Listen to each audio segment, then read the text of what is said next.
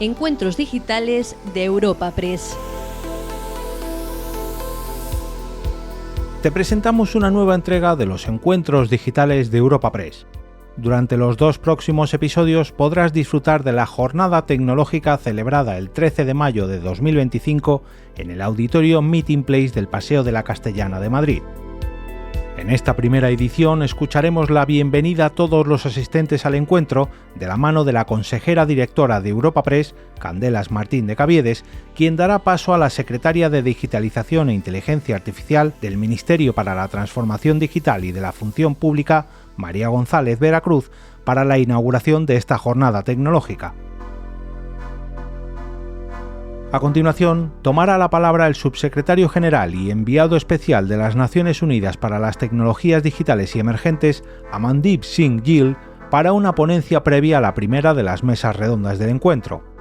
La revolución de la inteligencia artificial generativa, retos y oportunidades, es el título de este primer panel, moderado por Sergio Alonso, editor jefe de Nuevas Tecnologías en Europa Press, y que ha contado con la participación de Aleide Alcaide, directora general de Inteligencia Artificial, José Chosoria, manager de Relaciones Institucionales y Políticas Públicas de Google, Antonio Requena, socio de PwC España, responsable de TMT y Sector Público en Consultoría, y David Alonso, Vice President Head of Mobile Experience de Samsung. Este episodio llega a tus oídos gracias al apoyo de Amadeus, Google, Hewlett Packard Enterprise, Centro Next IA de Planeta Formación y Universidades, PwC España y Samsung. Dar las gracias también a las empresas patrocinadores y sus ponentes, cuyo apoyo, conocimiento y experiencia son fundamentales para el éxito de la jornada de hoy. Y por supuesto a todos los asistentes, tanto los que estáis hoy aquí en el auditorio como los que nos seguís de forma virtual. La verdad que es fantástico ver juntos a tantos apasionados por la tecnología. Y además todos aquí sabemos que estamos en tiempos de transformaciones vertiginosas, donde la evolución tecnológica es cada vez más rápido, lo que impone importantes desafíos, pero también oportunidades. Y aquí tomo unas palabras que dijo la secretaria del Estado. La transformación digital está siendo palanca clave para la modernización económica de nuestro país. Y es bien cierto, y esto nos gustará hablar mucho hoy. Trataremos los factores claves para seguir avanzando en esta transición digital, como son sin duda el talento, pero también la innovación tecnológica, las alianzas empresariales y, por supuesto, la colaboración público-privada. Y para ello vamos a comenzar con las reflexiones de la Secretaria de Estado. Seguiremos también con una ponencia del Secretario General y enviado especial de las Naciones Unidas, y tendrán después lugar 2 mesas. Una centrada en inteligencia artificial generativa, donde abordaremos su impacto real, sus implicaciones prácticas y su potencial para transformar tanto el tejido empresarial como la vida de los ciudadanos, y ya tendrá lugar la segunda mesa, en la que pondremos foco sobre la transformación digital en sectores claves. Y finalmente clausurará el evento Jesús Herrero, director general de Red.es. Pues bueno, muchas gracias a todos de nuevo por acompañarnos hoy y, por favor, Secretaria de Estado, querida María, ocupa tú la tribuna.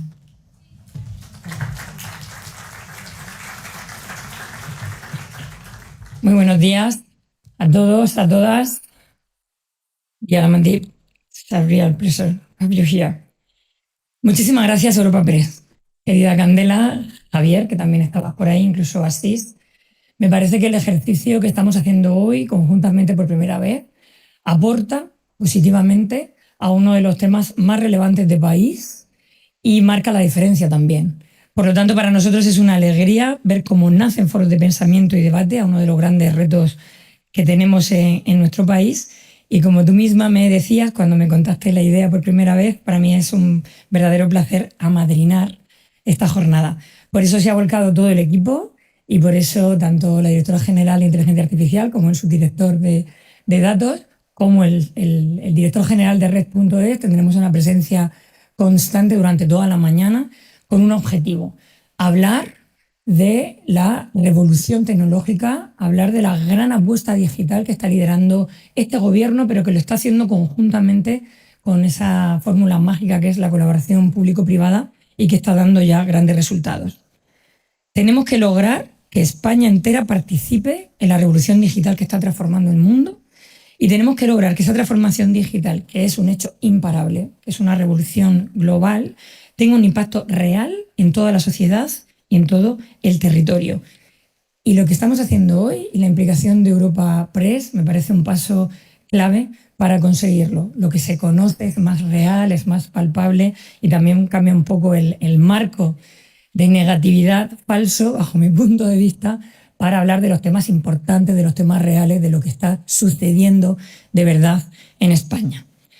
Todo cambio profundo, la transformación digital, trae grandes oportunidades, pero también trae determinados riesgos. Para nosotros, ser capaces de multiplicar las oportunidades y minimizar esos riesgos que pueden ser agrandar o profundizar en las diferencias o incluso generar nuevas es una gran prioridad. Por eso nos hemos puesto desde el Gobierno de España, nos hemos propuesto que la revolución digital sea universal y democrática. Y por eso quiero agradecerles, además de Europa Press, a todos ustedes su presencia. Muchos de vosotros y vosotras sois habituales y, como os decía casi de chascarrillo, algunos de vosotros es un placer salir del despacho y tener esta oportunidad para veros, pero además a otros que os tengo una gran querencia, compañeros además también de mi partido con grandes responsabilidades ahora mismo, que hemos trabajado muchísimo juntos, pues es una verdadera alegría poder vernos aquí hoy. And in your case, Amandeep, thanks a lot for coming to Spain.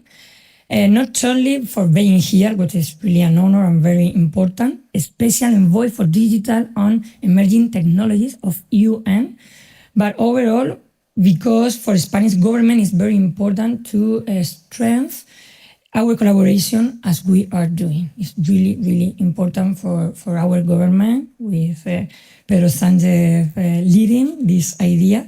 So thanks indeed.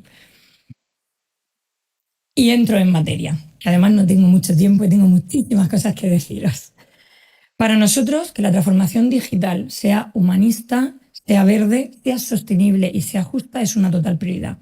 Pero que además esta transformación digital esté siendo un motor incuestionable, indudable del crecimiento económico es una gran noticia. Candelas, que me conoce, lo introducía antes, pero además os traigo un dato poderoso y creo que incontestable. La semana pasada, en el informe de A-Digital, conocíamos que la economía digital, el peso de la economía digital, de los sectores tecnológicos, pero también de la transformación digital de los sectores tradicionales, pesa ya en el PIB español, en toda la economía, un 26%. Crece más, es un dato espectacular, porque crece más incluso que el propio crecimiento del PIB, y considero que es como la constatación que nos tiene que hacer sentir más orgullosos y darnos mucha energía para seguir trabajando en la línea en la que vamos. En el 2019, el PIB en digitalización era un 18,7%. Es decir, desde que empezó a medirse este dato, hemos crecido más de 7 puntos. En concreto, del año pasado a este, casi 2 puntos. 26% del PIB en economía digital, en el PIB total. Pero lo que más me gusta del impacto, que es brutal, son 414.000 millones en 2024 en la economía, es cómo este informe explica que hemos conseguido este gran impulso en base a 2 ejes. El primer eje, por la apuesta pública por la inteligencia artificial. Demuestran que ha sido un elemento tractor en la subida del PIB. Y perdonadme, pero nos da la razón en muchas de las cosas que hace un año podían ser cuestionadas y que hoy no solo son una referencia en Europa, sino que este informe demuestra que han sido fundamentales para esta nueva subida, para este crecimiento tan histórico del PIB. Y en segundo lugar, hacen especial hincapié en que la IA responsable tiene que ser una palanca en la transformación económica, en la transformación de las pymes. En definitiva, creo que no hay nada más que ver las previsiones de crecimiento económico de nuestro país, como somos una referencia en Europa y en el mundo, y nuestros datos recientes de empleo, con el paro en su nivel más bajo de 2018, para decir contundentemente que estamos transformando España, lo estamos haciendo para bien y lo estamos haciendo con bases sólidas, con bases consolidadas, como son la transformación digital, y a este dato me refiero, y la transformación verde. Hemos invertido muchísimo. Hemos generado muchas sinergias con esfuerzo y, en mi opinión, con los mejores equipos, que voy a decir yo, de mis equipos. Y estamos viendo cómo esto que hemos sembrado empieza a dar sus frutos. Con respecto al primer eje, permitidme que lo utilice para desarrollar algunas de las cosas que rápidamente os quiero decir. El que se evidencie que la apuesta pública por la inteligencia artificial y por la digitalización de nuestro país haya sido un elemento tractor en la subida del PIB significa que toda esta inversión tiene sus frutos en creación de empleo, en potenciación de la innovación, hacen crecer al sector, pero transforman también los sectores tradicionales, vertebran el territorio y multiplican las capacidades económicas. La colaboración público-privada, bien entendida, es un motor indudable de desarrollo y de crecimiento. Cuando se ponen a disposición recursos, cuando están bien orientados, revierten evidentemente en una mejora global. Hay muchos ejemplos. No puedo dejar de nombrar el más icónico, que es el kit digital, porque además ya hemos superado las 700.000. 700.000. Pensadlo, empresa a empresa, persiana a persiana, en todo el territorio de nuestro país, en todas las provincias, prácticamente en todos los ayuntamientos. Podría hablar también del Kit Consult y de otros muchos programas, pero Jesús Herrero va a cerrar esta jornada, se lo dejo a él. Y me quiero centrar en algunos de los principales hitos que hemos cumplido en tan solo un año, porque hace justo un año que se renovaba, que se actualizaba en un ejercicio de innovación pública la Estrategia Nacional de Inteligencia Artificial. Hemos puesto en marcha el primer modelo público en Europa de inteligencia artificial, dándole una gran relevancia al porcentaje de español y lenguas cooficiales. Estamos trabajando ya, ¿verdad, querida Leida?, en sus casos de uso, en el proyecto Cardiomentor, el de la Agencia Tributaria, pero estamos trabajando también, querido Alberto Gago, director de la Oficina Digital, en la Comunidad Abierta de Inteligencia Artificial. Todo esto, que en su momento podía haber dudas, hoy es un reflejo para otros países de la Unión Europea y para la propia Unión Europea, que está trabajando en el proyecto Open Euro LLM. Todo esto es también generación de talento, de nuevas profesiones, es multiplicar nuestras capacidades, que es un eje fundamental, es una clave fundamental en la revolución digital que estamos viviendo. La inversión pública tiene que garantizar una IA humanista, democrática y accesible y, sobre todo, generar soberanía tecnológica y digital. Y nuestro modelo ALIA es también un ejemplo de soberanía digital. Otro hito que no puedo dejar de resaltar es haber conseguido una de las primeras y más importantes IaaS Factory, las fábricas europeas de inteligencia artificial, porque son capacidades de supercomputación, porque nos va a permitir democratizar la inteligencia artificial hacia las pymes y hacia los nuevos desarrolladores. Estamos trabajando mucho para que además en los nodos sectoriales por todo el territorio también, es decir, la fábrica está ubicada en Barcelona, en el Centro Nacional de Supercomputación, pero va a tener una repercusión económica en todo el país gracias a los nodos sectoriales que estamos definiendo. Y os podría hablar de la creación de la Sociedad Española para la Transformación Tecnológica, que sabéis que es un eje fundamental para la capacidad de inversión en las empresas, para poder escalarlas, para que no se nos escape ni una buena idea disruptora con una empresa pública que era necesaria en esa parte de la inversión. Pero quería dedicar un momento al plan de impulso de datos sectoriales. El plan de impulso de datos sectoriales que presentamos a final del año pasado, por la importancia que los datos tienen, la importancia que tienen en la economía digital, pero también en toda la estrategia de inteligencia artificial. Hemos movilizado, Antonio Alcolea le podrá contar mucho mejor en la segunda mesa, 500 millones de euros. Se dice pronto, es muchísimo trabajo para nuestros equipos y no puedo tener más que agradecimiento, Antonio, a vosotros, a toda la Dirección General del Dato, pero son un activo estratégico, una infraestructura crítica, tan esencial, me atrevería a decir, como la energía o las telecomunicaciones. Son la energía que mueve la inteligencia artificial y por eso son una parte fundamental de nuestra estrategia nacional. Pero el verdadero valor de los datos está precisamente en su uso. Por sí solos no generan tanto valor como si su uso es responsable, seguro, compartido y nos permite transformar sectores económicos, mejorar servicios públicos y también empoderar a la ciudadanía. Por eso la gobernanza del dato es la piedra angular para desarrollar una inteligencia artificial fiable, útil, productiva y ética. Tenemos que ser dueños y soberanos de la información que generamos y ponerla al servicio de la ciudadanía y también de las políticas públicas. Y lo que quiero decirles es que estamos bien situados, estamos preparados, lo cual me atrevería a decir que nos va a permitir seguir creciendo año tras año en este crecimiento del porcentaje del PIB en economía digital. Y voy a poner solo un ejemplo. El Data Lake sanitario, el Espacio Nacional de Datos de Salud, puesto en marcha en 2022, inspirado en la pandemia, con la colaboración de todas las comunidades autónomas y del Estado, me parece un gran ejemplo de la buena utilización de los datos para mejorar diagnósticos, para tratamientos desde el análisis masivo de datos, para la sinergia entre la inteligencia artificial y los datos y para aplicar en el Sistema Nacional de Salud, en un complejo sistema que tenemos de comunidades autónomas y Administración General del Estado, dando un gran ejemplo de que está en nuestra mano ofrecer esos mejores servicios públicos y construir una sociedad más eficaz y más igualitaria. Y termino, porque me he consumido ya todo el tiempo y solo voy por el primer eje.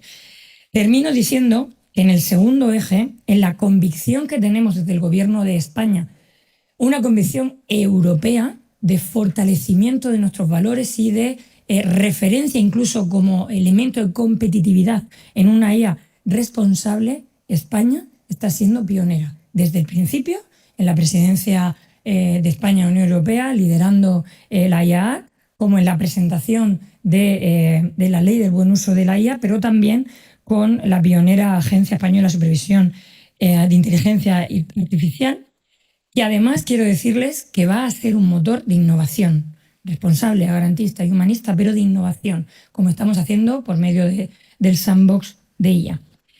Y un gran ejemplo de esta filosofía, de esta creencia, fuerte creencia de que la IA responsable no solo es imprescindible y necesaria en el mundo, sino que es un elemento, tiene que ser un elemento de competitividad, me gustaría terminar con dos cuestiones.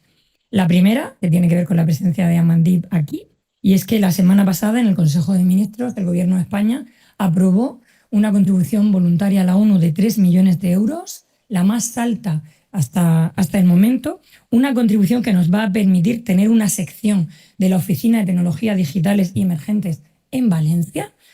Me parece una gran noticia porque cumplimos con la convicción y el compromiso del presidente del Gobierno, de Pedro Sánchez, apoyando la generación de un marco de gobernanza global de inteligencia artificial. No tendría ningún sentido lo que defendemos si no es con ese marco global de inteligencia artificial. Necesitamos respuestas globales, pero además por el compromiso que supone con el Gobierno de España, con Valencia, con mi querida comunidad vecina valenciana, después de lo sufrido en La Dana. Y también decirles que ahora cuando salga corriendo, aparte de que tengo que responder una pregunta en el Congreso de Diputados, precisamente, queridos diputados que estáis aquí, terminaremos los trabajos del Consejo Internacional de Inteligencia Artificial. España tiene el privilegio de contar ayer y hoy con un selecto grupo de expertos al más alto nivel de inteligencia artificial, con el que estamos fomentando por segunda vez, porque es el segundo encuentro presencial del Consejo Internacional de Inteligencia Artificial, la reflexión crítica, el debate, la colaboración y también los próximos pasos que España tiene que dar en materia de gobernanza, de ética y de impulso de la inteligencia artificial. Como ven, es apasionante el momento que estamos viviendo, cómo lo estamos abordando como país desde las políticas públicas que están dando sus resultados, pero con la colaboración público-privada para ir consiguiendo esos grandes hitos que les he relatado en datos, con la IA Factory, con los modelos ALIA y la comunidad de IA abierta. Lo que estamos haciendo es imparable. Por lo tanto, terminar con un mensaje de optimismo, de ambición, de también escucha a las siguientes mesas que nos servirán seguro para seguir mejorando y innovando en la propia estrategia de implantación de la tecnología y de la inteligencia artificial, y sigamos impulsando juntos esta digitalización justa, humanista, sostenible, pero que funciona, que transforma la economía, que genera empleo, porque igual que estamos siendo el foco en todo el mundo por nuestro modelo de crecimiento económico, tenemos que serlo también en esta convicción de una IA responsable, de un fomento de la IA pública como elemento de competitividad en todo el mundo. Muchísimas gracias y ha sido un verdadero placer.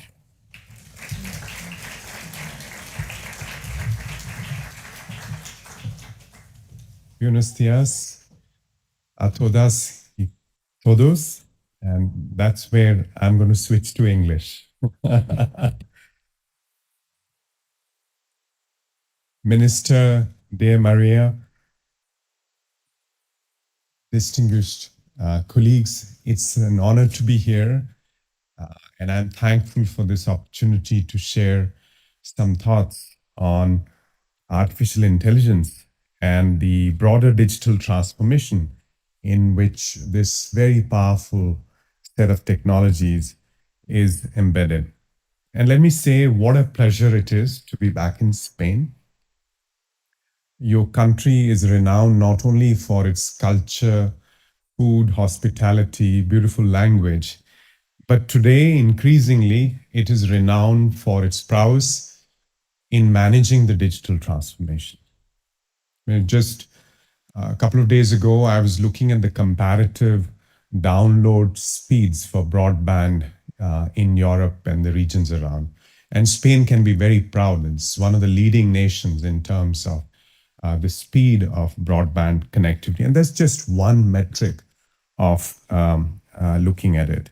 And I would like to highlight, given my role today, Spain's contribution to global, regional, and national efforts on the governance of these technologies as well. And a number of landmarks, including on digital human rights, but I think this is an aspect that we must bear in mind. So it's a balanced posture, what you've done in the last few years, Minister, across infrastructure, your earlier role on telecom infrastructure, on talent development, on use cases, especially for artificial intelligence, and on governance and regulation. All these four foundational elements of the digital transformation. So it's remarkable what Spain has done. And let me also thank the organizers, Europa Press, for bringing us together today. I'm here to participate in these exciting discussions, but also to sign with the government of Spain a new agreement to support the UN's efforts on global governance of AI. So I want to express my deep appreciation to the government of Spain for its commitment to international digital cooperation and for helping us foster dialogue and cooperation on artificial intelligence. Spain's leadership, in particular its focus on human-centric digital transformation, is valuable for our work at the UN. I'm thinking back to our work on the Secretary General's high-level advisory body on AI, where your distinguished predecessor was a co-chair, Karma Artigas. And currently, when we look at the work on establishing an international scientific panel and a new global dialogue on AI governance, the Spanish permanent representative in New York is co-chairing those negotiations along with Costa Rica. So this is a continued leadership that Spain brings to the world. Now, looking at the digital transformation, what are the trends around us? Any region that you go to, and this year, for example, I've traveled in Asia, in India, Vietnam, in Africa, from Ethiopia all the way down to South Africa, you see that leaders are increasingly committed to this issue as one of the most important issues for the social and economic transformation of their countries. The digital economy in some of the major emerging economies is the fastest growing component of the GDP. In some places, it's growing at 3 to 5 times the rest of the economy. And this is very significant for our populations, especially the youthful section of our populations. There are demographic shifts underway in each and every part of the globe. And young people in particular are looking for well-paying and meaningful opportunities. And this is where the digital economy becomes more important than just the numbers that it brings to the GDP table. At the United Nations, we have a responsibility to ensure that emerging technologies, and AI in particular, are developed and used in a way that's safe, inclusive, and beneficial for all. That means putting people at the center.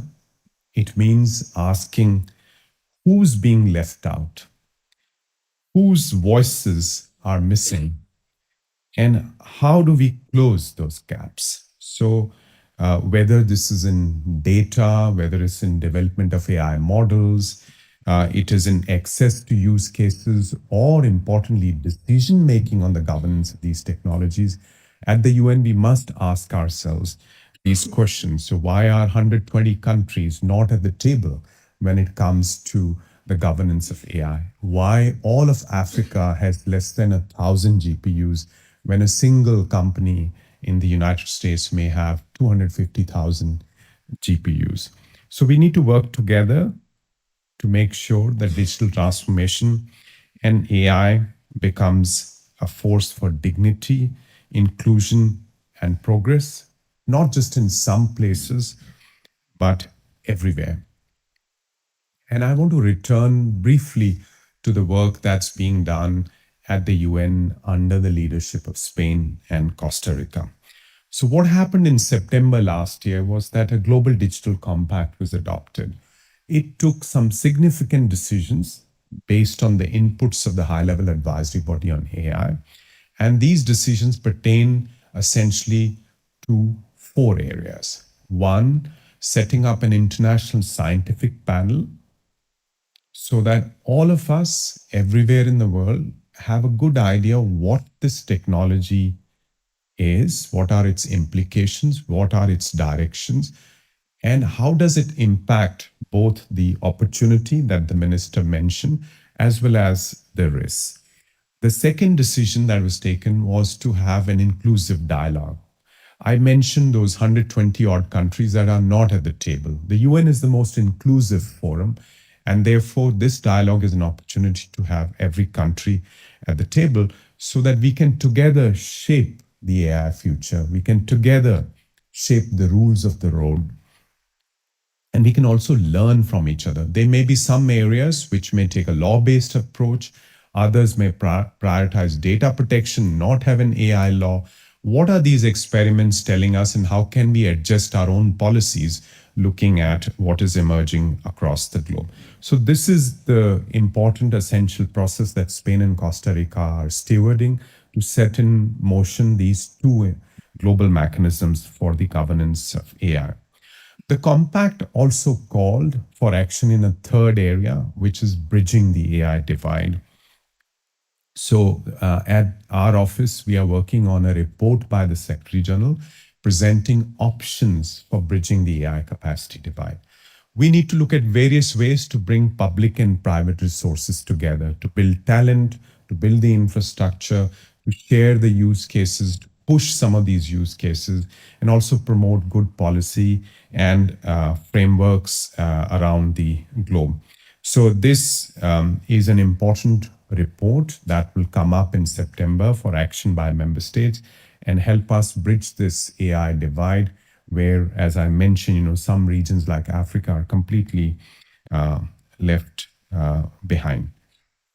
Now, I want to close by saying that this is an area of action not only for governments. Governments play the critical role nationally and globally when they come together in forums like the United Nations, but without the active participation of academia, the independent tech community, civil society, and the private sector, we are not going to get this future right. Every day in decisions that the private sector takes, some customary law is being set. How are data sets handled? How are issues related to, let's say, misbehavior by AI models being handled? So all of us need to work together to ensure that the AI future is empowering, it's human-centered, and it leads to flourishing everywhere. Thank you very much.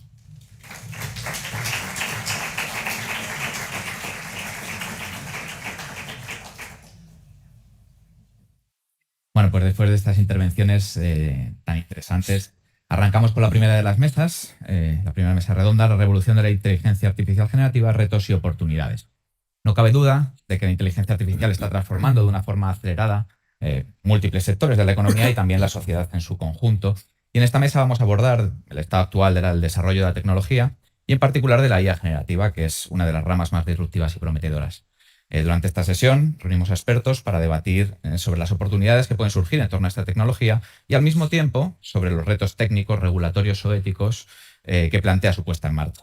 Una invitación para reflexionar, debatir y colaborar en la construcción de un futuro donde la IA beneficie a todos. Nos acompañan y paso a presentar por orden de aparición David Alonso, director de negocio de movilidad para España y Portugal de Samsung, Aleida Alcalde, que es directora general de inteligencia artificial del Ministerio para la Transformación Digital y de la Función Pública, Antonio Requena, que es socio de PwC España, responsable del sector público y de los sectores de tecnología, medios y telecomunicaciones, y José Cho Soria, que es analista senior del equipo de Relaciones Institucionales y Políticas Públicas de Google. Arranco contigo, Antonio, teniendo en cuenta que al final, pues como consultores que sois, seguís muy de cerca las innovaciones más punteras. Es evidente que la inteligencia artificial generativa es uno de los trends de este 2025. ¿En qué punto se encuentra esta tecnología? ¿Qué tendencias estáis observando en torno a su evolución? Bien, bueno, pues hace poco hemos publicado un estudio, se llama Value in Motion, donde hacemos un análisis de la reconfiguración que está viviendo la economía a nivel global, ¿no? Se espera que los beneficios de adopción de la IA pueden llegar hasta incrementar en los próximos 10 años un 15% el PIB mundial. Esto, por hacer una analogía, sería equivalente a todo el desarrollo de la economía durante el siglo XIX que supuso la revolución industrial. Por lo tanto, la presión a la que se están viendo las empresas es la mayor de los últimos 25 años en cómo transformar su modelo de negocio. Y sin duda, la adopción de la inteligencia artificial puede suponer unos beneficios exponenciales. En el último survey que hicimos en 2024, que justo ahora en julio se publica el nuevo sobre adopción de inteligencia artificial y de cloud, el 83% de los encuestados, se hizo una encuesta fundamentalmente en Estados Unidos, más de 1.000 empresas con una facturación superior a los $500 millones, el 83% de las empresas encuestadas decían obtener beneficios directos del uso de la inteligencia artificial. Pero los principales beneficios adoptados estaban en relación con el incremento de la productividad, con el incremento de la rentabilidad, la mejora de la experiencia del cliente y sobre todo la incorporación de nuevas vías de ingreso. Es mucho más interesante cuando adoptan la inteligencia artificial no solamente en los procesos más operativos, sino cuando se incluye dentro de la estrategia de la compañía, ¿no? Pero una de las principales conclusiones del estudio, y yo creo que puede generar debate en la mesa, ¿no?, en la analogía en el sector productivo en España, es la diferencia entre lo que llamamos los top performers, que son aquellas empresas de alto potencial que tienen un nivel de madurez muy elevado y que tienen una digitalización muy elevada y que tienen una base tecnológica y una estructuración de los datos muy interesante que permite escalar el uso de la inteligencia artificial, tenían una ventaja competitiva del doble respecto al resto de empresas, ¿no? Y se genera una gran brecha entre esas empresas de alto rendimiento respecto al resto, ¿no?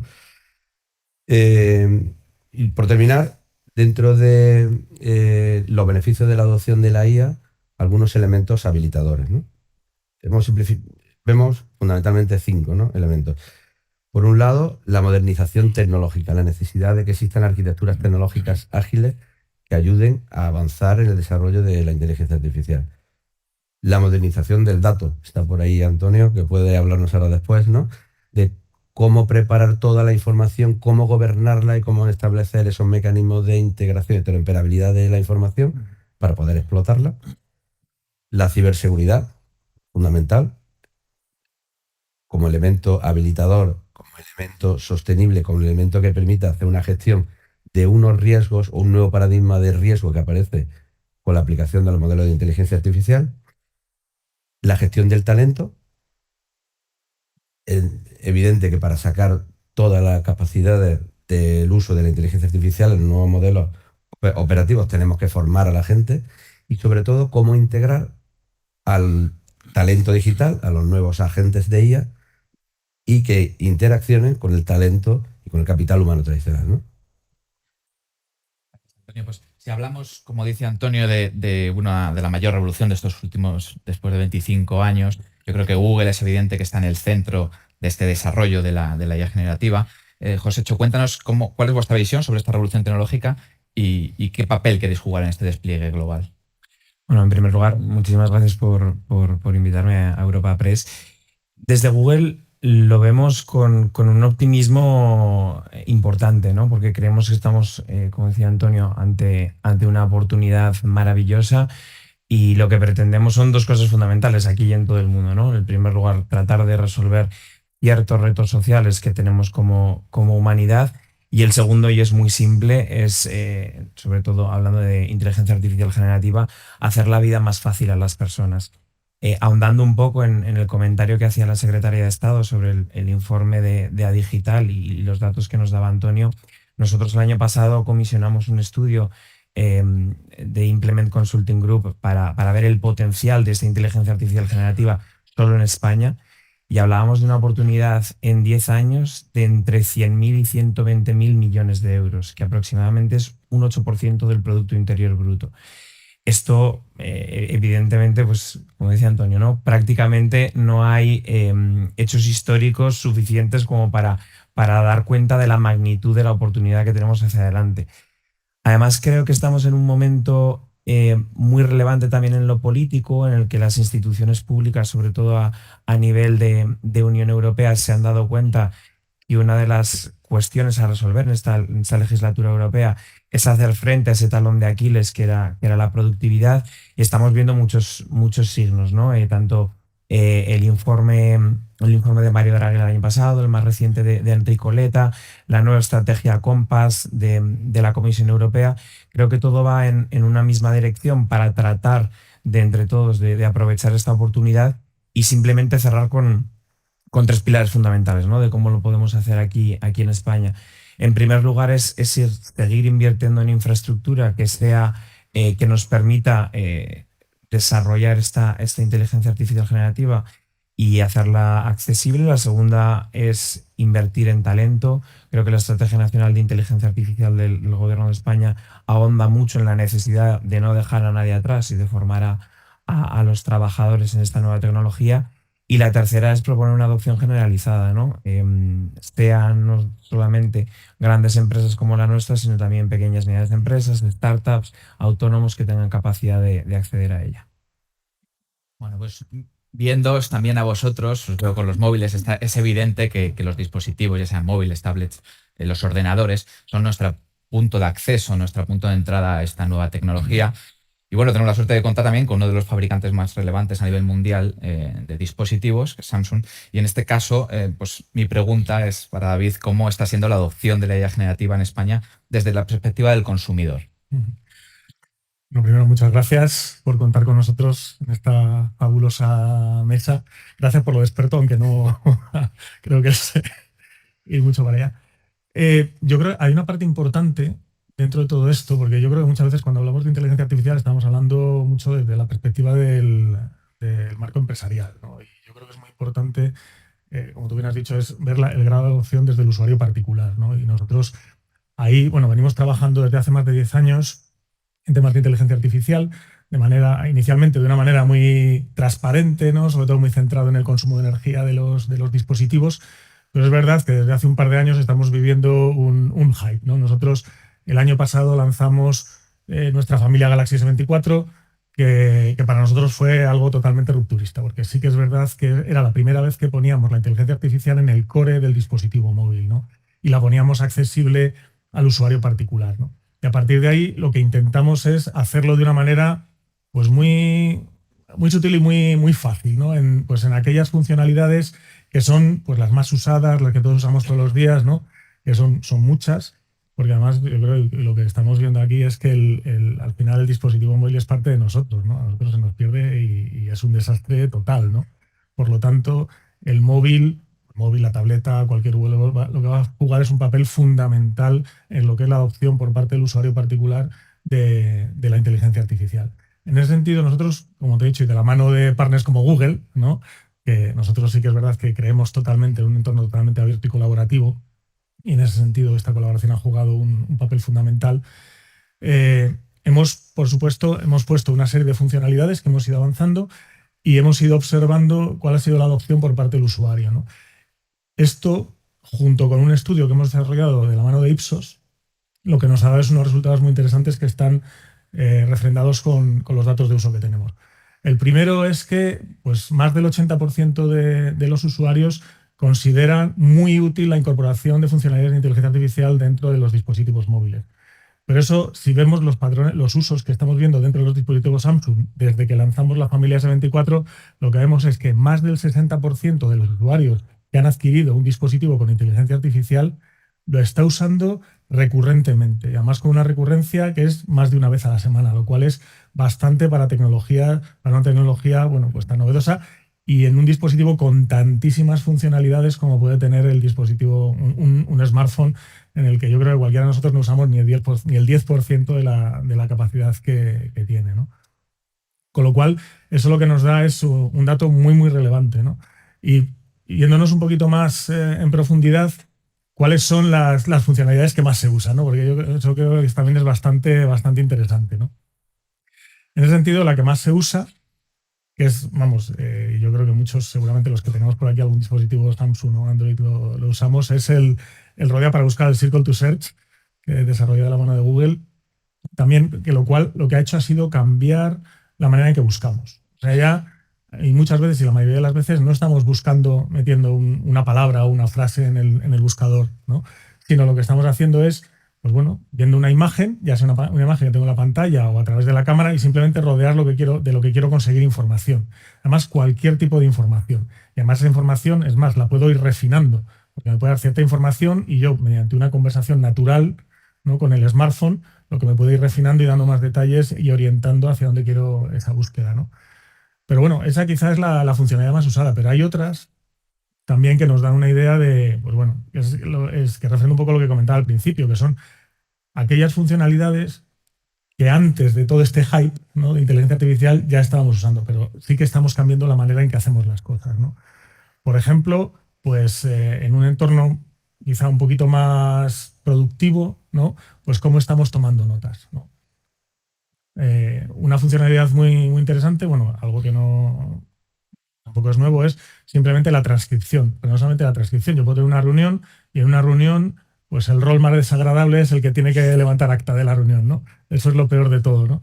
Pues ahora simplemente es el smartphone directamente lo que hace es me graba la reunión, me identifica a cada uno de los interlocutores, pero no solamente, por supuesto, me saca la transcripción, pero a partir de ahí lo que me puede sacar es un resumen de la reunión y un resumen de los puntos de acción y personas a cargo, ¿no? Eso simplifica mucho y es simplemente un ejemplo y es algo que es bastante usado también dentro de las funcionalidades de inteligencia artificial del smartphone. Nosotros hemos venido evolucionando, ¿no? Y ahora con la familia Galaxy S25 y con dispositivos, hoy precisamente estamos de lanzamiento, ¿no? de un nuevo miembro de la familia Galaxy S25, ¿no? Muy enfocado en el diseño, pero con todas las funcionalidades de inteligencia artificial. Y lo que estamos viendo es que la adopción cada vez es mayor y mayor, ¿no? Y que el interés por parte de los usuarios a nivel individual, ya no a nivel empresarial, es cada vez mayor y que realmente lo están encontrando muy útil y sobre todo es que está cambiando la forma en que hacemos las cosas. Eso yo creo que es bastante importante, ¿no? Cerrar esta primera ronda, doy la palabra a la directora general de Inteligencia Artificial. Es evidente que el papel de la administración es clave también para la adopción de esta tecnología. ¿Cómo está trabajando el gobierno para crear un ecosistema en el que la IA y la IA generativa se integren de mejor manera posible en el día a día de los ciudadanos? Muchísimas gracias. Así es, yo creo que la administración tiene un rol esencial. Estamos ante una revolución y, por lo tanto, al ser una revolución, si bien no es drástica, es decir, yo no creo que se vayan a cambiar las cosas de un día para otro, va a ser paulatina, es verdad que puede afectar, digamos, a la ciudadanía, a la parte social. Hay personas y colectivos que pueden, digamos, tener determinada vulnerabilidad cuando se introduce este tipo de tecnología. La administración ahí tiene un rol absolutamente esencial, pero también desde el punto de vista económico, ¿no? Es decir, a día de hoy pues hay muchas empresas en distintos continentes del mundo que están traccionando esta revolución, y para nosotros es importante que en Europa y en España haya también esa atracción, digamos, para que desde el punto de vista económico no nos quedemos atrás. Por lo tanto, el rol de la administración es esencial. Y en ese sentido, por estructurar un poco la información de cómo estamos trabajando, fundamentalmente yo destacaría 4 líneas, ¿no? Una primera línea que ha comentado la Secretaría de Estado es trabajar en la soberanía nacional y la soberanía, sobre todo, europea, ¿no? Es decir, tenemos que conseguir precisamente que el desarrollo de la inteligencia artificial se dé en nuestro continente y se dé en nuestra, digamos, sector empresarial, ¿no? Para ello, pues ya en su día, en el año 2021, hubo una primera estrategia de inteligencia artificial dotada con 600 millones de euros, que rápidamente se renovó en el 2024, cuando vimos claramente que la IA generativa estaba cambiando bastante, digamos, el panorama empresarial y tecnológico, como se viene viendo con los indicadores precisamente económicos, y por lo tanto esta estrategia de 2024 sentaba las bases de lo que considerábamos esencial tener en Europa, porque íbamos muy alineados ya con lo que Europa iba vislumbrando, también en nuestro país, ¿no? Hay 2 claves esenciales que son la supercomputación y los datos. Si tenemos esto, podemos innovar. Por lo tanto, esos son los puntos en los que nos centramos para avanzar en esta soberanía. En materia de supercomputación, lo que hemos hecho es invertir en una candidatura hacia las fábricas de inteligencia artificial para tener una fábrica en España, en este caso en el Barcelona Supercomputing Center, que lo que busca precisamente se va a ampliar la capacidad de computación de este centro para abrirla al ecosistema empresarial. Hasta ahora estaba muy enfocado en el ecosistema científico. Vamos a abrirnos al ecosistema empresarial para que al menos pymes y startups puedan acceder a esta capacidad de supercomputación de manera gratuita y poder innovar. Además de esta capacidad de supercomputación, la fábrica de IA incluye otras 2 medidas que consideramos muy importantes para traccionar ese ecosistema innovador, que son una red de aceleración. Buscamos, ante todo, empresas que estén en un estado de scale-up para poder escalarlas más y ser competitivas en Europa. Ese es nuestro objetivo. Es la segunda medida que vamos a poner en marcha con la fábrica de IA.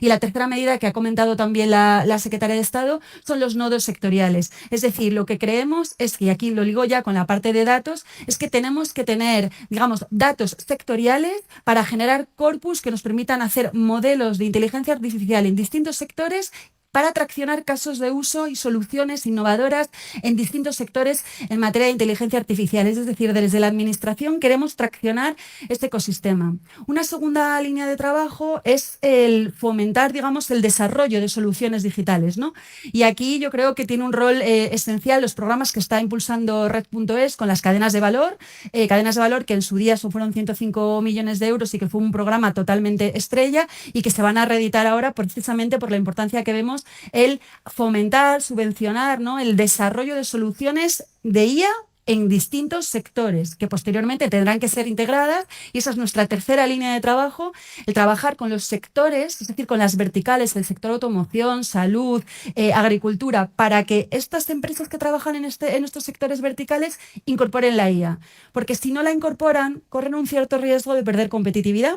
Y si bien no creo que sea, como digo, de un momento a otro, sí que tienen que empezar a trabajar en introducir, igual que han introducido tecnología básica, digámoslo así, ¿no?, CRMs, controles contables, etcétera, que introduzcan la inteligencia artificial también en su propia organización. Y para ello también, pues el kit digital, precisamente, el kit consulten han sido programas estrellas. Industria también tiene, a través con la comisión, el programa de los Digital Innovation Hubs, que están orientados precisamente a introducir esta parte. Y en la administración, luego lo comentaré, también tenemos el programa GovTech para tratar de impulsar el uso de la inteligencia artificial.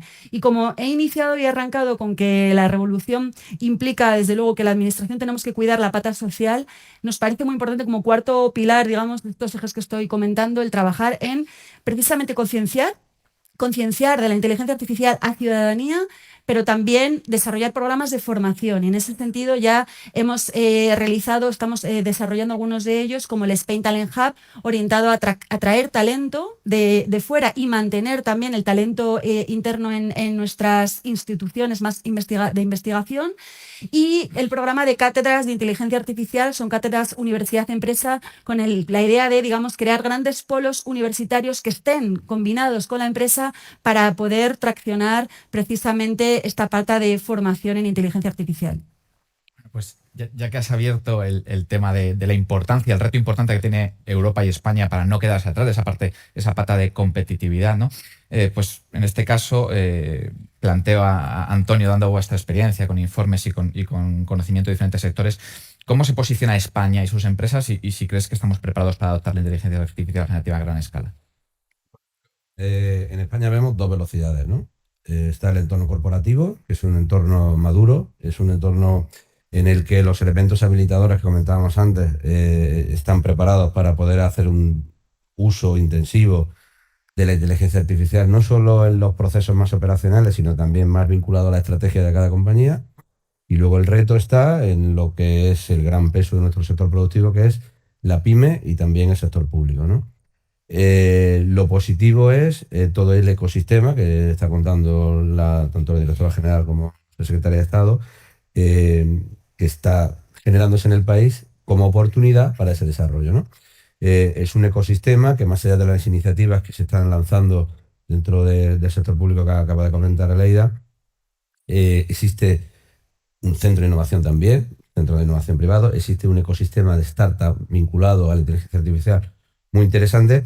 Y luego, sin duda, centro de investigación en las universidades. Tenemos centros de investigación punteros en inteligencia artificial, con papers y con estudios de investigación, por ejemplo, de la Universidad de Granada y en algunas otras universidades punteras, donde hay auténticos referentes y cátedras referentes en la aplicación de modelos de inteligencia artificial. Y lo que hay que hacer es traccionarlo. Están las iniciativas, hay financiación, hay líneas de ayuda, pero al igual que en el estudio comentaba que hemos publicado, donde existe esa diferencia entre las top performers, ¿no? Esas empresas que tienen un nivel de madurez mayor a las que tienen ese menor nivel de madurez, lo que tenemos que generar o intentar es que no existan esas dos velocidades, ¿no? Tanto en el sector público, es verdad que existen muchos casos de uso en el sector público, sobre todo en la administración autonómica, en autonomías más grandes o en la administración estatal, pero sin embargo, esa administración regional, que es la que más toca al ciudadano, pues todavía queda mucho por hacer, ¿no? Los elementos habilitadores, los datos, los espacios de datos son fundamentales, los espacios de datos sectoriales que comentaba, ¿no, Leida? En esos nodos sectoriales para establecer los mecanismos de escalado y de habilitar esa posibilidad de integrar toda la información de una forma estructurada para que sea explotable y que sea de valor en el uso de la inteligencia artificial. Y una pata muy importante que es la capacitación y la formación, ¿no? Ayer hacíamos un Prompting Day en Price, muy interesante, ¿no? Que hacíamos una formación global para todos los empleados para ver cómo poder capacitar, cómo sacarle partido a todos esos agentes que existen a disposición, que lo usamos como ciudadanos, pero que también puede utilizar dentro de la empresa, ¿no? Es un elemento transversal, necesario y fundamental para el desarrollo. Y en este contexto internacional, me interesa mucho el papel de como empresa, en este caso de Google, como empresa global. ¿Cómo se adapta al reto de aportar estas soluciones de inteligencia artificial, pues, en diferentes idiomas, culturas, incluso marcos legales, ¿no? ¿Qué complejidad, cómo gestionáis este desarrollo y el despliegue de vuestra inteligencia artificial? Pues desde luego no es sencillo, es un reto, pero yo creo que lo que tratamos de hacer desde Google es hacer un ejercicio de empatía y de conocimiento de la idiosincrasia de cada país muy determinado, ¿no? Comentaba Antonio un poco la estructura empresarial. Hablar de inteligencia artificial generativa en España tiene que ir ligado a la conversación sobre nuestro tejido empresarial español. Aproximadamente del estudio de Implement Consulting Group decía que el 80% del potencial económico de la inteligencia artificial generativa iba a estar en el sector servicios. Desde luego, España, ya que no lo estuvo en momentos económicos anteriores, debido a este peso del sector servicios, está mucho mejor preparada que otras economías para sacar el máximo partido a esta potencialidad, ¿no? Según el Instituto Nacional de Estadística, creo que es un 72% el peso del sector servicios en España. Pero no solo esto, es que además, según un reciente estudio de Ipsos, los españoles y los trabajadores españoles están entre aquellos que están con una orientación más optimista hacia la llegada de la inteligencia artificial en su trabajo. Solamente por detrás de Polonia e Italia. Es decir, no solo tenemos un tejido empresarial que está más preparado para ello, sino que encima nuestra fuerza laboral tiende a mirar esto con relativo optimismo. Eso en el marco empresarial. Creo que en el marco legal regulatorio, tanto las instituciones europeas como el Gobierno de España durante estos años ha hecho un esfuerzo ingente en tratar de llegar a un acuerdo, que es el Reglamento Europeo de Inteligencia Artificial, ¿no? Que ahora vamos a ver también que hemos visto en un anteproyecto de ley para España, y que creo que nos da la posibilidad de tener unas reglas de juego. Y en esto nosotros siempre hemos tratado de ser proactivos, en tender a la escucha y proponer ideas, e incluso también formar parte de soluciones futuras de implementación a través de, por ejemplo, el sandbox de inteligencia artificial que pilota la Secretaría de Estado de Digitalización e Inteligencia Artificial, ¿no? Como partners tecnológicos.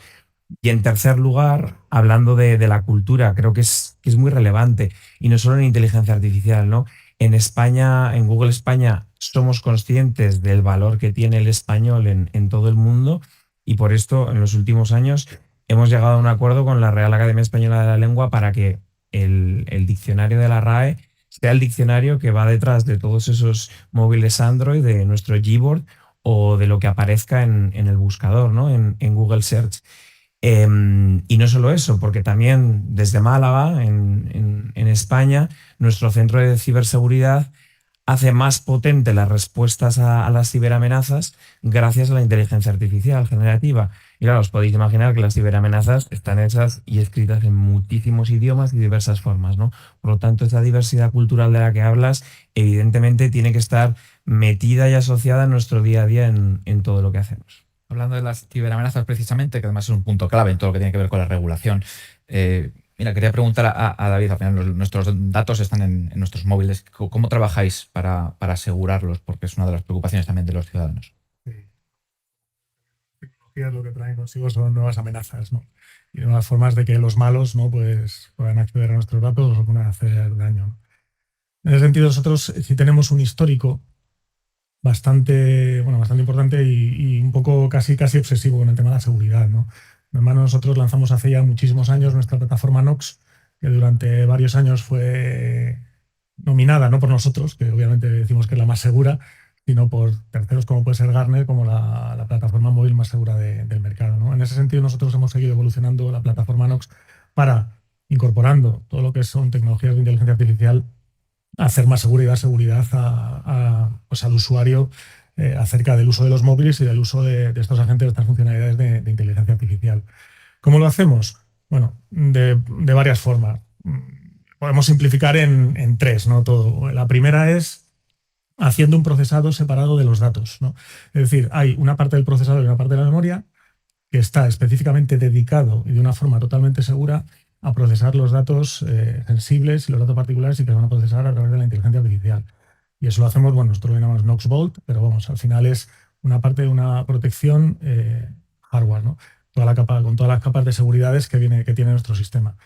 La segunda es, porque esto no nos tenemos que olvidar, que lo que estamos hablando siempre son sistemas conectados, ¿no? Al final estamos hablando de dispositivos conectados, ¿no? Entonces, también somos capaces de dispositivos que están dentro del ecosistema de Samsung y que están conectados, el que pueda detectar si hay alguno que ha sufrido algún ataque, alguna amenaza, y en ese momento pues aislarlo directamente de la red de manera que no afecte al resto, ¿no? Y tercero, que está relacionado con cómo estamos utilizando a nivel particular, sobre todo, y muy relacionado con la inteligencia artificial, nuestro modelo de implementación en nuestros dispositivos es un modelo híbrido. ¿Qué quiere decir esto? Bueno, pues que hay una serie de funcionalidades que se están ejecutando en la nube y hay otras que se ejecutan en el dispositivo. Todo lo que se ejecuta en el dispositivo está securizado con la plataforma Knox, con lo que he comentado, ¿no? Con lo cual, además es algo que no sale de ahí, ¿no? Aquellas funcionalidades, pues es obvio que, bueno, partners como Google pues están garantizando ese tipo de seguridad. En cualquier caso, lo que queremos es dar al usuario las herramientas para que controle precisamente esa seguridad y esa privacidad, que no es lo mismo, ¿no? De manera que si un usuario, pues oye, mira, yo es que sigo teniendo miedo de qué es lo que pase y no quiero usar nada que se pueda ejecutar en la nube o que quiero que salgan mis datos. En ese sentido, pues el usuario lo que puede hacer es configurar diciendo yo quiero que todo lo que se ejecute en materia de inteligencia artificial y la rutina de inteligencia artificial sea lo del móvil, ¿no? De manera que yo sé que no va a salir de ahí, ¿no? Eso es una opción que se da, ¿no? Y en todo momento también tienen controlado qué aplicación está utilizando, qué dispositivo de salida. Por ejemplo, desde nuestro dispositivo se sabe en todo momento qué aplicación está utilizando la cámara, qué aplicación está utilizando el micrófono, qué aplicación está utilizando, bueno, pues algo que normalmente consideramos sensible, ¿no? Sensible y que puede enviar datos, pues bueno, sobre todo a cualquier otro dispositivo conectado que no salga de estar. Básicamente lo que tratamos es de dar herramientas al usuario para que tenga el propio control tanto de la seguridad como de la privacidad, ¿no? Y de sus datos personales, ¿no? Lo cual es importante y es una manera de dar tranquilidad, ¿no? Porque al final es eso, yo creo, y de hecho se reflejaba dentro del estudio que hicimos junto con Ipsos, pues el principal miedo que puede haber respecto a la inteligencia artificial es la cantidad de datos que estamos mandando fuera y que se salen de nuestro control, ¿no? En ese sentido, yo creo que lo que hay que dar es tranquilidad y herramientas al usuario precisamente pues para que pueda utilizar este tipo de tecnologías pues eso, con la seguridad adecuada. Bueno, siempre teniendo en cuenta que amenazas va a haber. Pues sin salirnos de esta temática, que además ha sido la que ha marcado esta ronda, uno de los tópicos es sobre la inteligencia artificial, es que pues, Estados Unidos y China son los que innovan, Europa es quien regula. ¿Qué hay de cierto en esto? Y centrándonos en esa parte regulatoria, ¿por qué es importante establecer ciertas normas en torno a los estándares de inteligencia artificial? Aleida. A ver, yo creo que aquí es muy importante tener en cuenta que ante todo tenemos que respetar siempre los derechos fundamentales y en nuestros países precisamente los sistemas democráticos, ¿no? Si la tecnología que se está introduciendo puede alterar, digamos, este orden y esta paz social, tenemos que ponerla límites, ¿vale? Es decir, tenemos que ver dónde se puede llegar a atentar contra este tipo de cuestiones y poner barreras y límites, lo cual se hace a través de normas, ¿no? Entonces, esa es la justificación por la cual es importante tener estas normas, ¿no? Porque pueden alterar precisamente, digamos, derechos humanos y derechos fundamentales. Voy a poner algunos ejemplos.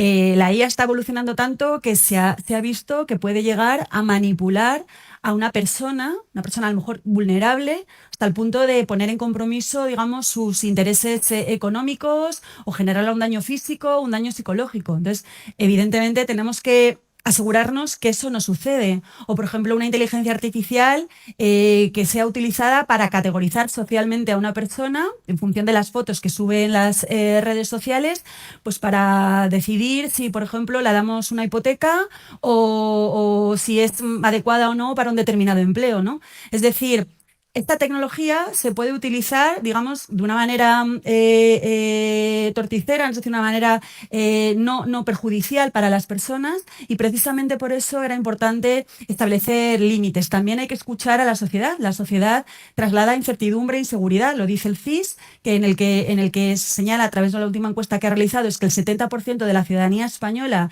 tiene mucha incertidumbre, incluso preocupación y miedo ante esta nueva tecnología, pero esto mismo que tenemos aquí, un porcentaje similar lo da el índice de inteligencia artificial que elabora anualmente la Universidad de Stanford respecto a la población estadounidense. Es decir, que no es una cosa que suceda solo en Europa, sino que en general hay una preocupación por la ciudadanía y desde la administración europea y, por supuesto, española, nosotros atendemos a los ciudadanos. Entonces, teniendo esto en cuenta, precisamente por eso se generó este reglamento, un reglamento que ya sabéis que llevó pues, mucho tiempo, fue arduamente debatido hasta que vio la luz.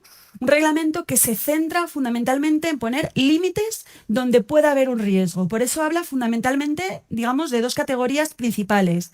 Sistemas o prácticas que son prohibidas, como las que he mencionado anteriormente, a las cuales se añaden algunas otras, como por ejemplo que no nos vigilen a lo modo gran hermano, ¿no? En cualquier situación, entidades que a lo mejor, digamos, puedan hacer un mal uso de ese tipo de información. Entonces hay prácticas claramente prohibidas y luego hay sistemas que es necesario de alguna manera tener bajo vigilancia porque mal utilizados pueden evidentemente pues, producir discriminaciones. Pensemos en el sector empleo, a nadie nos gustaría que hubiera un sistema en el que a partir de determinada información que nada tiene que ver con nuestra capacitación, digamos, se tomen decisiones sobre si nos ascienden o no, ¿no? Entonces, este tipo de sistemas son lo que se llaman alto riesgo, o lo mismo en el sector salud, es decir, en sectores críticos en los que es necesario introducir determinados requisitos para garantizar que en ningún momento se vulneran los derechos humanos. Dicho esto, la mayor parte de sistemas que se están desarrollando en inteligencia artificial quedan fuera del reglamento. Precisamente el reglamento buscaba poner límites donde hay que ponerlos, pero abrir el campo totalmente a la innovación en sistemas en los que no es necesario poner límites. Por ejemplo, un chatbot ciudadano en el que trabaja la administración, digamos, interacciona con el ciudadano para darle información o una empresa privada. Este tipo de sistemas, el único requisito que tienen es que sean transparentes en el sentido que tiene que indicarse que están basados en inteligencia artificial para que el ciudadano, la persona que interactúa con ellos, sepa que está interaccionando con una inteligencia artificial. Pero es el único requisito que tiene. Es decir, la mayor parte de sistemas se quedan fuera del reglamento y yo creo que esa es la principal medida de innovación. Entonces, como digo, derechos fundamentales, por supuesto, y también cuidado al sistema democrático, ¿no? Están proliferando los deepfakes, pues que incluso en algunos países se han prohibido, sobre todo en campañas electorales, estados de Estados Unidos precisamente, se han prohibido los deepfakes en campañas electorales porque pueden alterar finalmente el resultado, por ejemplo, de una elección y por lo tanto está alterando la democracia en un determinado país. Es decir, como conclusión, por supuesto, la innovación es fundamental y en Europa lo tenemos en cuenta, pero tenemos que tener en cuenta también los límites como con los niños pequeños, ¿no? Es decir, los niños pequeños tienen que ir educándose, pero tenemos que ponerles barreras y límites, ¿no? Para que esa educación sea lo más sana posible. Pues estamos haciendo lo mismo en este caso con nuestra ttecnología que es la inteligencia artificial. Bueno, siempre que esta tecnología está de vanguardia, una tecnología nueva, a los periodistas siempre nos interesa conocer los casos de uso, ¿vale? Os voy a pedir que buscamos a un caso de uso para ajustarnos un poquito a la agenda. Y bueno, pues empezamos contigo, Valeria, si te parece bien, porque creo que al final has hablado de los límites de los riesgos que puede haber y de los límites que hay que ponerle, también de abrir el campo a la innovación. ¿Cómo está trabajando pues, el gobierno para simplificar esa burocracia o mejorar la relación de los ciudadanos con la administración a través de la inteligencia artificial generativa?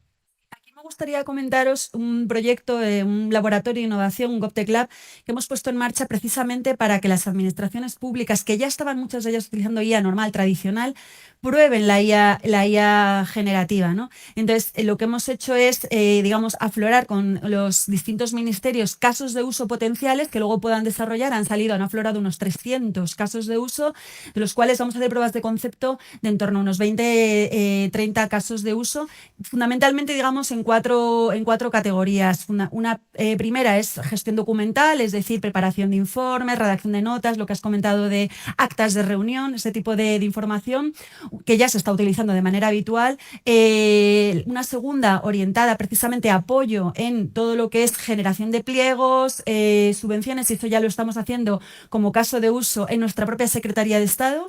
Estamos apoyándonos en inteligencia artificial para precisamente facilitar la evaluación de solicitudes, en este caso no, ni mucho menos, digamos, tomando la decisión en este sistema, sino que nos apoye a estructurar la información para facilitar al funcionario la lectura de las memorias de solicitud y, por supuesto, todo lo que tiene que ver con relación, digamos, con ciudadanía, la parte de tramitación. Yo creo que aquí el caso de uso estrella, y cojo el testigo de red, es un ejemplo claro. El Kit Consulting es un programa del Plan de Recuperación que gestiona 300 millones de euros y en el que se ha introducido inteligencia artificial precisamente para facilitar toda la fase posterior de auditoría, que de otra manera pues a lo mejor hubiera llevado mucho más tiempo. Las ventajas son de 5 horas, ¿no, Jesús? A hora y media de agilizar, digamos, el trámite, y este es un punto importante. Sí que me gustaría decir una frase esencial, porque esto lo venimos diciendo. Yo soy tecnóloga, soy ingeniera de telecomunicaciones y trabajo mucho tiempo en la administración en el ámbito TIC, y siempre decíamos que la verdadera digitalización no se consigue usando sin cambiar los procedimientos, es decir, incorporando tecnología a los procedimientos, sino que necesitamos rediseñar los procedimientos. En inteligencia artificial le aplica completamente. Yo creo que las verdaderas ganancias de productividad que se están mencionando en distintos informes se van a conseguir cuando se rediseñen los procedimientos y no solo cuando se superponga la IA a los flujos de trabajo habituales. Y eso es lo difícil. David, nos has hablado del Circle to Search, ¿no? La herramienta para el uso más particular. También has hablado de la parte de las reuniones. ¿Qué otra herramienta destacarías que uses inteligencia artificial en vuestros móviles? Una cosa, y además está relacionado con una cosa que has comentado antes, que es el carácter social. Para mí es muy importante que la tecnología en general y la inteligencia artificial en particular lo que contribuya también es no a crear nuevas brechas tecnológicas, sino a cerrar brechas actuales que tenemos, ¿no? Y en ese sentido nosotros lo que tenemos es un programa que es Tecnología con Propósito, donde precisamente lo que estamos utilizando es la tecnología para cerrar ese tipo de brechas. Y voy a comentar un caso de uso de muchos que tenemos, pero vamos, es uno muy concreto porque es el último que hemos anunciado, que es el uso de inteligencia artificial a través de nuestros dispositivos para la detección temprana de carencias en el desarrollo, deterioros cognitivos, ¿no? Concretamente el Alzheimer, ¿no? Donde lo que contribuye es una detección temprana de riesgo de Alzheimer con un 97% de efectividad. Esto lo hemos desarrollado utilizando inteligencia artificial, utilizando a través de un juego que se usa en nuestras tabletas, y en colaboración, como no puede ser de otra manera, porque nosotros no somos expertos para nada en eso, pues con gente que sabe, ¿no? Pues con la Universidad de Vigo, con asociaciones de familiares de pacientes de Alzheimer y deterioro cognitivo, y con el aval, por supuesto, de la Sociedad Española de Neurología, la Sociedad Española de Psicología y Salud Mental. Para mí es un ejemplo muy claro y es un ejemplo de hacia dónde tiene también que ir orientada. Es un caso de uso clarísimo y es un caso de uso también que yo creo que es muy importante, y hacia dónde tiene que ir orientada mucha parte de esta inteligencia artificial, que es precisamente a cerrar estos gaps que tenemos, estas brechas digitales, y el hacer accesible la tecnología, y concretamente en este caso la inteligencia artificial generativa, pues para personas que quizá en otras condiciones tendrían dificultades o no serían capaces de hacerlo. Cuando las empresas suelen hablar de sinergias y suelen hablar de cómo trabajan conjuntamente la inteligencia artificial, pues Google siempre suena porque es el estar ahí trabajando. Cuéntanos un poco cómo se puede sacar el máximo partido de esta tecnología, vosotros que la proveéis de ella a muchas empresas. Seguramente muchos ya conoceréis Gemini y Gemini 2.5, que es nuestro último modelo. A mí hay una aplicación que me ayuda mucho, que me encanta y que me parece que es una auténtica maravilla a la hora de aprovechar tu tiempo, ser más productivo e incluso llegar más allá, que es NotebookLM, que no sé si la habéis probado, pero básicamente es una herramienta en la que tú te generas tu propia inteligencia artificial propia, tú metes toda la documentación que creas relevante para el prompt que quieras usar o para el caso determinado, y a partir de ahí esa inteligencia artificial generativa te va a dar una respuesta acorde únicamente a los documentos que tú le hayas proporcionado, o sea, hecha ad hoc para ti. Pero no solo eso, sino que si tú tienes, por ejemplo, como es mi caso, ¿no? La necesidad de analizar un montón de legislación pública o incluso conocer, pues bueno, programas como el que nombraba antes, ¿no? El programa Compass, la Estrategia Nacional de Inteligencia Artificial, puedes meter todo ahí. Y esta inteligencia artificial te hace un podcast de 15 minutos en el que trata de resumirte todo el contenido que le has metido previamente, ¿no? Creo que es un ejemplo maravilloso de cómo una tecnología se puede hacer tuya con tu propio contenido y además te puede ayudar no solamente a ahorrar tiempo, sino a hacerlo también mucho más accesible y entendible el contenido que te da de vuelta la IA, ¿no? Y déjame terminar, porque creo que también es importante decirlo, desde hace escasos meses, por fin tenemos en España AI Overviews, la vista generada por inteligencia artificial, que es que una vez tú metes una pregunta directamente en el buscador, ya hay una respuesta de inteligencia artificial generativa. Esto para nosotros es muy relevante porque el buscador no deja de ser nuestro producto estrella y es un claro caso de cómo la inteligencia artificial generativa y un producto mundialmente conocido como el buscador ya van caminando juntos. Antonio, en tu caso, en vez de un caso concreto, voy a reformularlo un poco y conociendo, teniendo en cuenta que vosotros trabajáis en todos los sectores y que la IA ha permeabilizado en todos ellos, ¿cuál crees que es uno de los sectores donde puede tener más potencial y donde marca una diferencia más importante o puede marcarla? Veo dos, Sergio. O sea, cross industria, lo más utilizado es la mejora de la relación y la interacción en los contact centers, ¿no?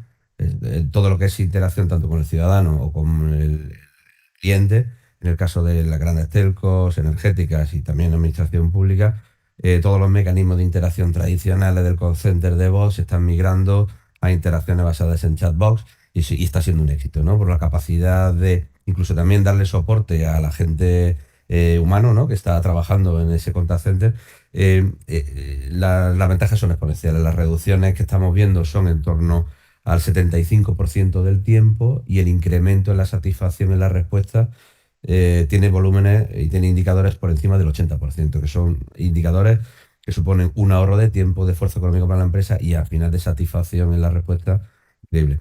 Pero para mí, el caso de uso que está revolucionando sobre todo la industria es el desarrollo. El desarrollo del sistema de información. Es una revolución desde el punto de vista de explotación tecnológica, de cómo están cambiando los modelos tradicionales de actualización, de hacer los mantenimientos correctivos, los evolutivos, los adaptativos, de todos los sistemas de información en las compañías, permitiendo la programación, tanto el lenguaje nativo específico de programación como el lenguaje no-code, ¿no? Que permite escalar y da la posibilidad a áreas de negocio no intensivas en conocimiento tecnológico en aplicar la inteligencia artificial para evolucionar esos modelos. Es una revolución increíble. O sea, la capacidad de programación de la inteligencia artificial es exponencial respecto a lo que se puede hacer con modelos tradicionales, ¿no? Bueno, ya en modo de cierre, la última ronda, ya hemos hablado de retos, hemos hablado de oportunidades. Como planteaba al inicio, muchos se preguntan si vamos a ser capaces de avanzar hacia una IA generativa que beneficie a todos, ¿no? En este sentido, empiezo por Google, por Josécho. ¿Cómo estáis trabajando esa base fundacional de esa tecnología para que tenga unos cimientos sólidos en cuanto a éticos, seguridad, etc.? Nosotros teníamos claro desde el principio que la carrera de la inteligencia artificial va a ser muy larga y que para tener éxito debíamos ser responsables desde el principio, ¿no? Y por eso desde el año 2018 ya incluimos una serie de principios de inteligencia artificial que no solo se van adaptando, sino que año a año se prepara un reporte para hacer el análisis de cómo esos principios se han comportado en modo real en el año en curso, ¿no? Pero es que además el tema de los sesgos y de la diversidad es algo que también tenemos muy claro. Y como comentaba David, que en el ámbito empresarial tenemos partners de tanta calidad como Samsung, aquí en España también tratamos de tener partners que nos ayuden a llegar más lejos y poder tener esa diversidad, esa diferente perspectiva en diversos ámbitos, ¿no? En el ámbito de la brecha de género, que es importantísimo, en España se ha pilotado un programa que se llama Más Mujeres en IA, en el que 50 mujeres que no tenían un background tecnológico han conseguido crear por ellas mismas una solución de inteligencia artificial generativa propia. Muchas de ellas están tratando de desarrollarlas y convertirlas en empresas, ¿no?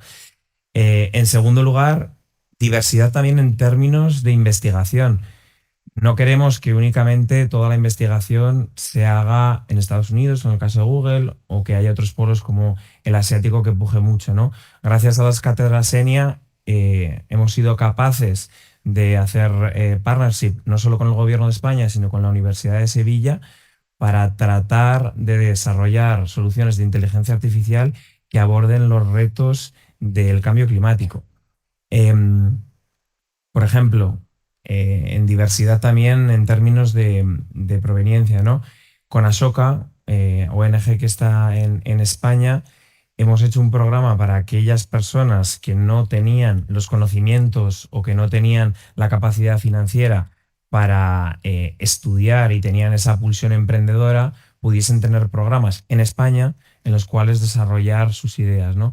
Entonces, no creemos que es solo un tema de principios, que también, sino un tema de ir encontrando compañeros de viaje que nos ayuden a permear en los territorios en los que estamos y tratar de conseguir esa diversidad. Pregunta rápida, David. Uno de los retos es evidentemente que se democratice el acceso. ¿Cómo hacemos para que no solo tengan acceso a la inteligencia artificial más puntera a quien tenga el móvil más caro? Bueno, nosotros, obviamente, lo que hicimos fue empezar con los móviles caros, sobre todo porque son los que más capacidad de procesamiento tienen, pero poco a poco, y de hecho este año con el lanzamiento de nuestra gama media, lo que hemos hecho ha sido incorporar capacidades de inteligencia artificial precisamente a la gama media, de manera que ahora, tanto nuestras gamas más altas como nuestras gamas medias poseen estas capacidades de inteligencia artificial en el sentido que hemos estado comentando al principio, ¿no? Con lo cual es una manera también de cerrar esa brecha un poco ya más orientada a nivel económico, ¿no? O sea, no es solamente aquellos que tengan capacidad adquisitiva suficiente como para poder comprar un móvil de gama alta, sino aquellos que obviamente que prefieran, por la razón que sea, el usar teléfonos de gama media, saben que también tienen acceso precisamente a este tipo de tecnología. Antes de dar paso a la siguiente mesa, Aleida, hablaba la secretaria de Estado, decía, multiplicar oportunidades, minimizar riesgos, ¿vale? ¿Cómo minimizamos riesgos sin que España pierda capacidad de desarrollo rápido, efectivo, competitividad? ¿Cuál es ese reto? Sí, bueno, un poco andando en lo que comentaba antes, o sea, el reglamento busca precisamente esa innovación, se adoptó por una figura de reglamento para evitar precisamente que hubiera proliferación de normas en los Estados miembros, entonces yo creo que es importante que en España no vayamos más allá, dejemos el reglamento y no hagamos más normas en ámbito de inteligencia artificial. Somos perfectamente conscientes y en eso estamos intentando controlar la situación. Es verdad que había ciertas cuestiones de reglamento que había que adaptar a nuestro país, como por ejemplo establecer la gobernanza, ¿vale? Y esto es precisamente lo que contiene el anteproyecto de ley que sometimos a audiencia ya hace un tiempo y que estamos ahora mismo precisamente en estudio, tramitación y en hablando con toda la sociedad. No queremos dar pasos sin que, digamos, haya un balance, ¿no? Hay veces que hay posiciones extremas y tenemos que buscar el balance para asegurar que de alguna manera todo el mundo está de acuerdo, siempre teniendo en cuenta la matriz fundamental que es el reglamento, ¿no? Precisamente lo comentaba Josécho también, para acompañar en este proceso que sabemos que es complejo, es un reglamento que a veces pues, nos impone, ¿no? La normativa europea impone, es importante que la administración acompañe. Hemos lanzado el Sandbox. Precisamente vamos a estar con 12 empresas, con ellas viendo en sus sistemas de alto riesgo exactamente qué pasos tienen que dar para cumplir el reglamento y qué tienen que adaptarse con la idea de aprender todos. Y junto con la Comisión Europea, finalmente, o sea, esto va a ser de hecho un piloto también para ellos, sacar unas guías, unas plantillas de forma que sea muy fácil, digamos, el cumplimiento de las obligaciones del reglamento para los sistemas que están dentro de ese ámbito. Como digo, no son ni mucho menos todos los sistemas de IA que se van a desarrollar. Muy bien, muchas gracias. Damos paso a la siguiente mesa. Despedimos esta edición de los encuentros digitales de Europa Press invitando a todos nuestros oyentes a descubrir el resto de episodios de este podcast, así como los del resto de programas de nuestra red a través de europapress.es/podcast. Recuerda que todos ellos están disponibles en las principales plataformas de podcasting.